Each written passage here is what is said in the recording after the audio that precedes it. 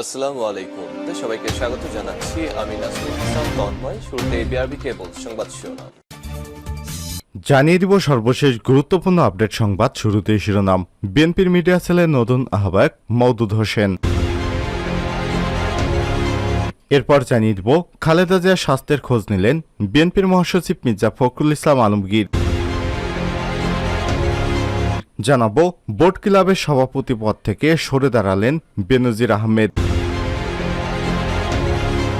জানিয়ে দিব বঙ্গবন্ধু সেতুতে গত ২৪ ঘন্টায় ৩,৬৫,০০,০০০ টাকা টোল আদায়। এদিকে আসুন ত্যাগের মহিমায় দেশ এবং মানুষের কল্যাণে কাজ করি জানালেন প্রধানমন্ত্রী শেখ হাসিনা। ঈদুল আজহার ত্যাগের চেতনায় উদ্বুদ্ধ হয়ে দেশ এবং জনগণের কল্যাণে আত্মনিয়োগের জন্য সবার প্রতি আহ্বান জানিয়েছেন প্রধানমন্ত্রী শেখ হাসিনা। আগামীকাল সোমবার ১৭ জুন দেশে উদযাপিত হবে মুসলমানদের দ্বিতীয় বৃহত্তম উৎসব ঈদুল আজহা। ঈদুল আজহার আগে আজ তিনি দেশবাসীকে শুভেচ্ছা জানাতে এক ভিডিও বার্তায় এ আহ্বান জানান। এবং সর্বশেষ জানিয়ে দিব আলহামদুলিল্লাহ হামাসের অভিযানে রাফায় ৮ ইহুদিবাদী ইসরায়েল সেনা নিহত।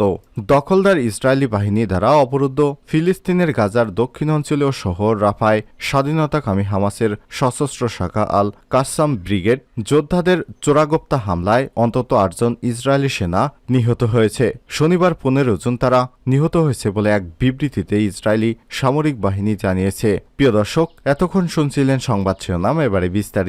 তবে তার আগে বন্ধুরা, আপনি কোন স্থান থেকে আমাদের সংবাদটি দেখছেন কমেন্ট করে জানিয়ে দিন এই সংবাদ সম্পর্কে আপনার মূল্যবান মতামত। প্রিয় দর্শক, আপনি যদি আমাদের চ্যানেলে নতুন হয়ে থাকেন ভিডিওটি দেখতে দেখতে চ্যানেলটি সাবস্ক্রাইব করে রাখুন, যাতে করে আমাদের লেটেস্ট আপডেট সংবাদগুলো সবার আগে আপনার কাছে পৌঁছে যায়। এবারে বিস্তারিত। বিএনপির মিডিয়া সেলের নতুন আহ্বায়ক মওদুদ হোসেন।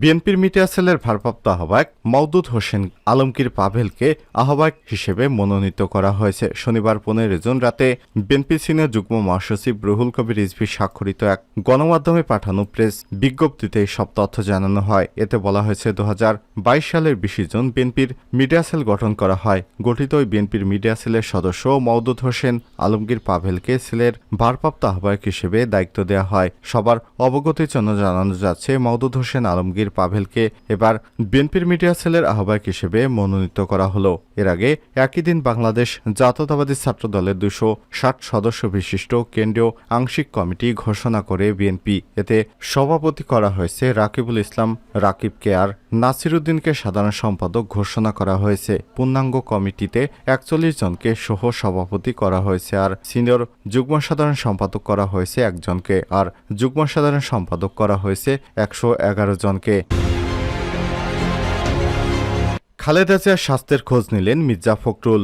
বিএনপি চেয়ারপারসন বেগম খালেদা জিয়ার স্বাস্থ্যের খোঁজ নিতে তার বাসায় যান দলের মহাসচিব মির্জা ফখরুল ইসলাম আলমগীর। আজ সকালে রাজধানীর গুলশানে বেগম খালেদা জিয়ার বাসভবন ফিরোজায় প্রবেশ করেন বিএনপির মহাসচিব মির্জা ফখরুল ইসলাম। আধা ঘণ্টা অবস্থান শেষে ৯টার দিকে ফিরোজা ভিলা ত্যাগ করেন বিএনপির মহাসচিব। বিএনপি সূত্র থেকে সব তথ্য জানা গেছে। সূত্র মতে খালেদা জিয়ার শারীরিক অবস্থার খোঁজখবর নেয়ার পাশাপাশি দেশের চলমান রাজনৈতিক পরিস্থিতি তাকে অবহিত করেন বিএনপির মহাসচিব। এদিকে শনিবার ১৫ জন বিএনপি চেয়ারপারসনের উপদেষ্টা পরিষদ এবং দলের নির্বাহী কমিটিতে ৪৫ জন নেতাকে বিভিন্ন পদে দায়িত্ব দেওয়া হয়েছে। এছাড়া বিএনপির ফরেন অ্যাফেয়ার্স কমিটির বদলে ২৯ সদস্যের ২টি নতুন কমিটি গঠন করা হয়েছে। সাক্ষাৎকারে মির্জা ফখরুল দলে এই রদবদলের বিষয়টি খালেদা জিয়াকে অবহিত করেন বলে সূত্রের দাবি। বোট ক্লাবের সভাপতি পদ থেকে সরে দাঁড়ালেন বেনজির আহমেদ। সম্প্রতি আলোচনায় থাকা পুলিশের সাবেক মহাপরিদর্শক আইজিপি বেনজির আহমেদ এবার ঢাকা বোট ক্লাবের সভাপতি পদ থেকে সরে দাঁড়াতে চিঠি পাঠিয়েছেন।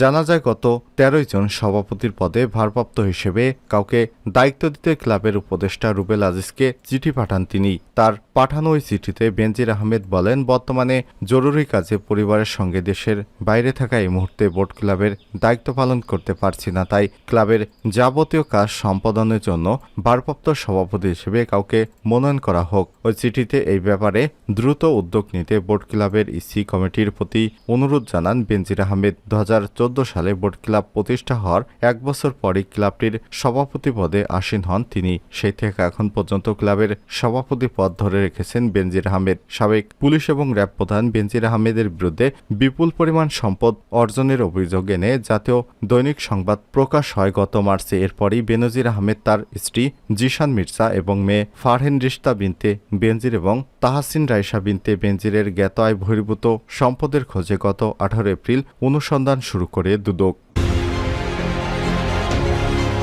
বঙ্গবন্ধু সেতুতে 24 ঘণ্টায় 3,65,00,000 টাকার টোল আদায়। রাত পোহালে ঈদের ছুটিতে বাড়ি ফিরেছেন উত্তর অঞ্চলের মানুষ। এতে ঢাকা টাঙ্গাইল এবং বঙ্গবন্ধু সেতু মহাসড়কে যানবাহনের চাপ বেড়েছে কয়েক গুণ, ফলে বঙ্গবন্ধু সেতুতে বেড়েছে টোল আদায়ের হার। রোববার 16 জুন সকালে বঙ্গবন্ধু সেতু সাইট অফিসের নির্বাহী প্রকৌশলী আহসানুল কবির পাভেল বিষয়টি নিশ্চিত করেছেন।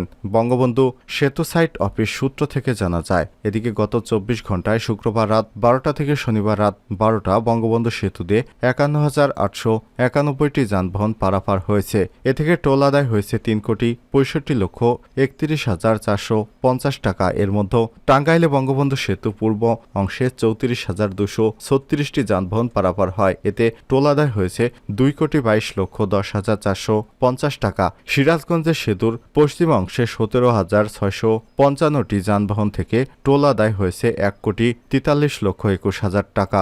বঙ্গবন্ধু সেতু সাইট অফিসের নির্বাহী প্রকৌশলী আহসানুল কবির পাভেল জানান, যানজট নিরসনে সেতুর উভয় অংশে 9টি করে 18টি টোল বুথ স্থাপন সহ মোটরসাইকেলের জন্য 4টি বুথ স্থাপন করা হয়েছে। এবারও ঘরমুখ মানুষের ইচ্ছাটা স্বস্তিদায়ক হবে বলে আশা করছি। উল্লেখ্য, স্বাভাবিক সময়ে বঙ্গবন্ধু সেতু হয়ে মোট 21টি জেলার প্রায় 12 থেকে 15,000 যানবাহন চলাচল করে। হামাসের অভিযানে রাফায় 8 ইসরায়েলি সেনা নিহত।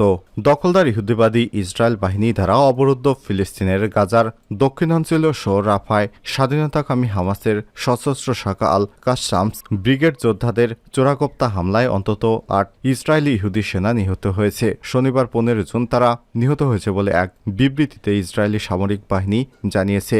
আইডিএফ জানায়, হামাসের সশস্ত্র শাখা আল কাসরাম ব্রিগেড রাফার পশ্চিম অঞ্চলে আল সুলতান এলাকায় তাদের যোদ্ধা লক্ষ্য করে হামাস আক্রমণ চালায়। এতে চোরাগোপ্তা হামলা চালিয়ে অনেক ইসরায়েলি সেনাকে হত্যা এবং আহত হয়েছে।